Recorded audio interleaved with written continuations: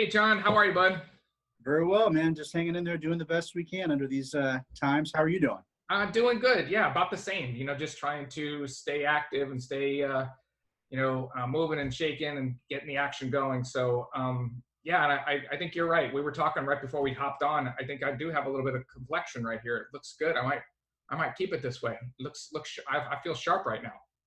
Well, you realtors always have to look good. Us insurance guys, sometimes we can get away with just doing a good job. We don't have to. You don't even need a window in that office, do you? I got one over there. Don't worry about it.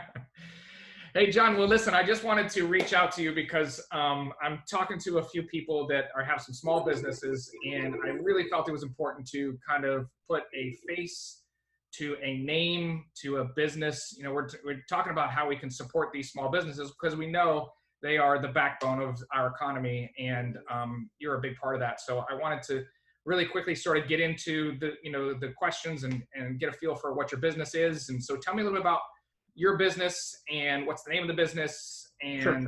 what you do and what your typical services are. Absolutely. Well, Alexander Greep and Tate Insurance here on Oakland Park in East Fort Lauderdale. Pretty standard kind of hometown community insurance agency. We offer everything from small business, homeowners. We do a lot of property and as well as life and health. Very thankful that the governor's deemed us to be an essential business. Yeah. So while I do have an employee working from home and another that's home sick, so we don't want her here, and another one we sent home yesterday, everybody who's well is here. We have separate offices for the most part, and at least 8 feet between the desks in the one common area. Yeah. And we're really not. I was going to ask that, John. It sounds like you guys have done what you can to be precautionary and taking all the correct precautions to try to remain safe, not only for your customers, but for you guys as well. Well, yeah, I mean, it is for both, obviously, because, some businesses, it's straight transactional, such as yourself. Right.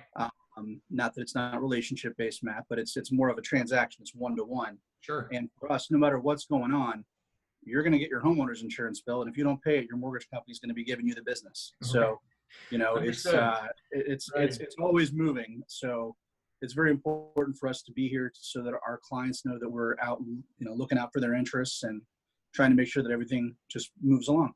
Right. And, you mentioned in that last statement when you were talking a little about your business that it's, we're the typical insurance.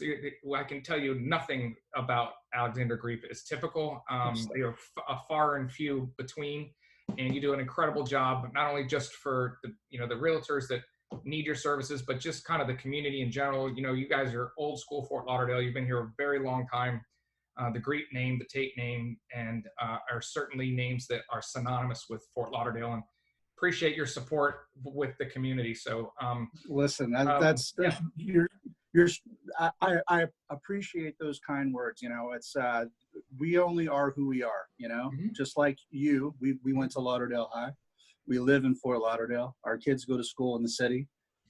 Steve and I almost put us out in front. My favorite room in this entire office is what I call my wall of fame. And it's every plaque from Holiday Park that Steve and I ever got for coaching.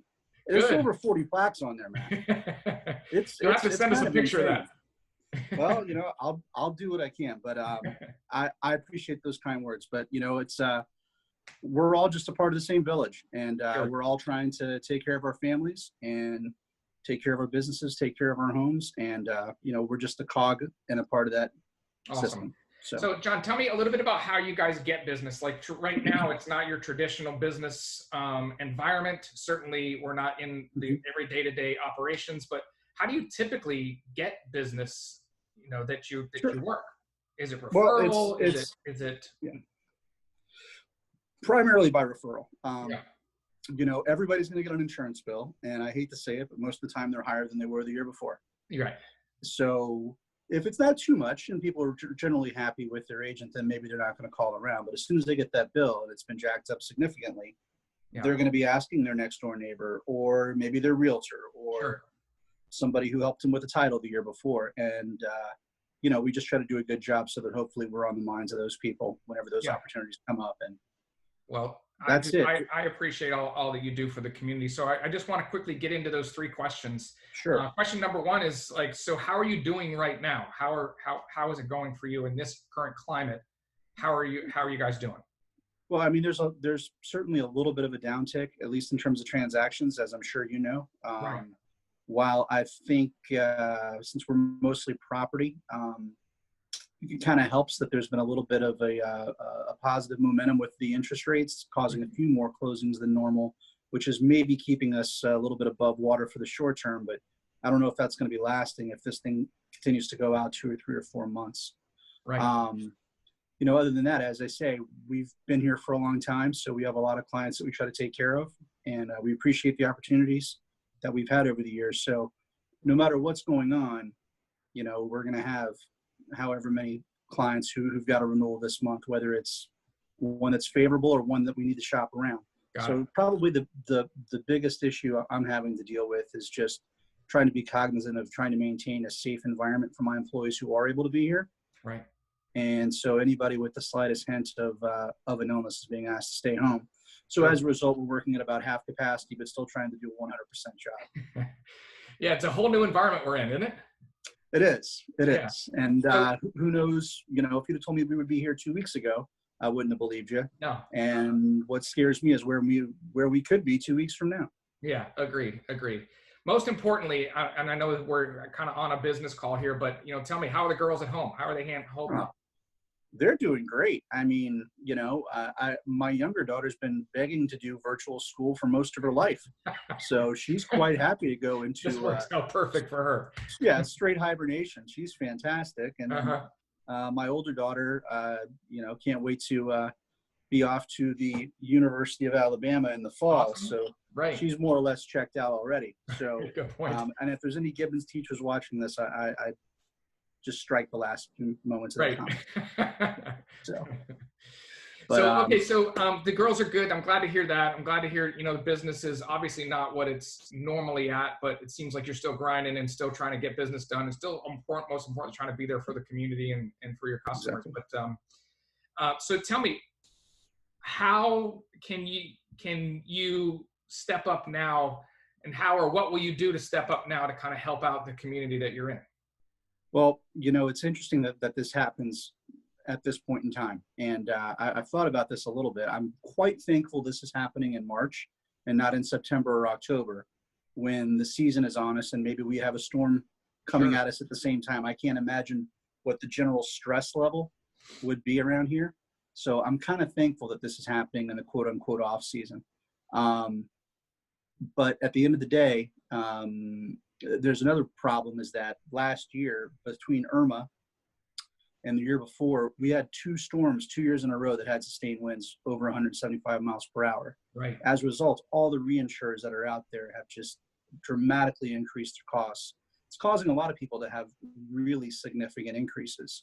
Mm-hmm. So when people are out of work, like they are in record numbers apparently today, and when people are unable to do jobs to the same capacity for the same amount of money, about the last thing they need is a 35% increase on their insurance, which if they don't pay is going to be even worse than that from the mortgage company. So, you know, I'd like to think that one of the best things we can do is try to maintain our business and have things be as normal as possible and help our customers from seeing some of the rate increases that unfortunately are a part of this market at this time. Yeah. And I think when you have somebody that can help you get through that kind of thing, and which is why you have your brokers, your insurance brokers, to help you through that kind of stuff. I think somebody with the intellect and the experience and, you know, the business savvy that you guys have over there, I think it does make, you know, swallowing that pill a little bit easier, although it's not an easy pill to swallow. You said it. You can come across as being competent and on top of what's going on and really actually be that way. But if there's another $1,000 that the insurance company is looking for me this year, I'm not that smooth, Matt. Yeah. So tell me, you know, when I kind of have this last questions here is how can your community help you, not only right now, but when we get the all clear? What are you hoping for? Well, I mean, I appreciate the number of clients who have not attempted to come by and see us. We are open for business. You can give us a call. We are getting phone calls, emails, and everything else. You know, at this time, we all have to be together as a community, as a country, Right. and staying home, not being in close contact with others. This is the only way that we're going to get over this as a nation. So Right. this isn't anything about what the community can do for me. I'm hoping that I can do for the community, Right. but overall the community has to do for itself. And we all have to practice staying at home and doing all the things that are necessary so that we can all get past this together. All right, dude. I think I lost you there. What happened? Well, my wife's calling me. That's awesome, So dude. I wasn't sure how that was going to work. Yeah, no. Well, we know now. Yeah, well, I'm gonna decline it. So then she's gonna call back in a minute. Right. So we'll sorry wrap about it that. up in 20 seconds then. Maybe slightly more, but we'll see. Okay. But listen, John, I am going to wrap it up here. I know you're crazy busy and just wanted to make sure that we were, just seeing you, seeing what's going on, seeing how your family's doing and seeing how your business is doing and seeing how we could support you when, not only right now, but when we get the all clear, which I'm hoping is sooner than later. We're all in this together, Matt. Be safe, my friend. All right, buddy. We'll talk to you soon. Okay. Take care. All right. Take care. All right, Yeah.